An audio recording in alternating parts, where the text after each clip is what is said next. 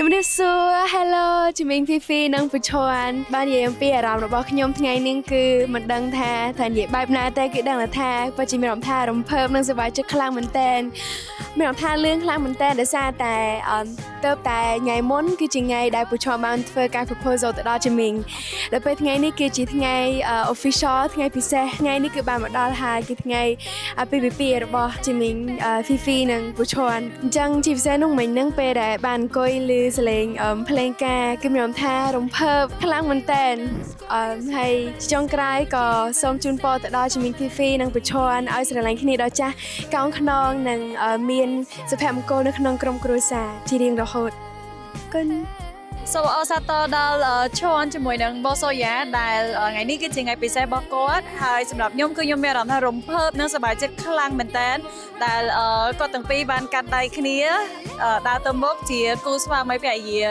ចឹងសម្រាប់ខ្ញុំគឺខ្ញុំសូមជូនពរឲ្យបងទាំងពីរស្រឡាញ់គ្នាដល់ចាស់កោងខ្នងហើយជួបតែសេចក្តីសុខនិងសុភមង្គលនិងឆាប់មាន baby អរគុណបង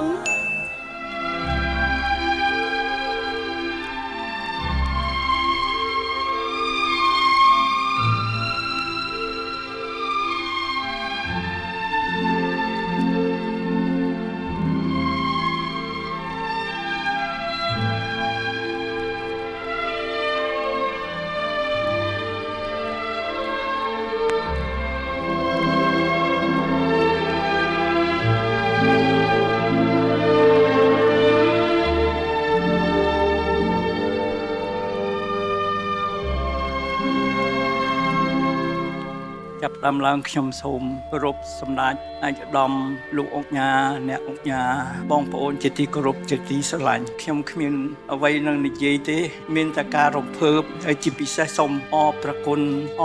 សម្ដេចលោកអង្គញាឯកឧត្តមដែលបានអញ្ជើញមកក្នុងពេលនេះខ្ញុំមានតែដៃ10សូមអរព្រគុណម្ដងទៀតតែប៉ុណ្្នឹងសូមអរគុណចា៎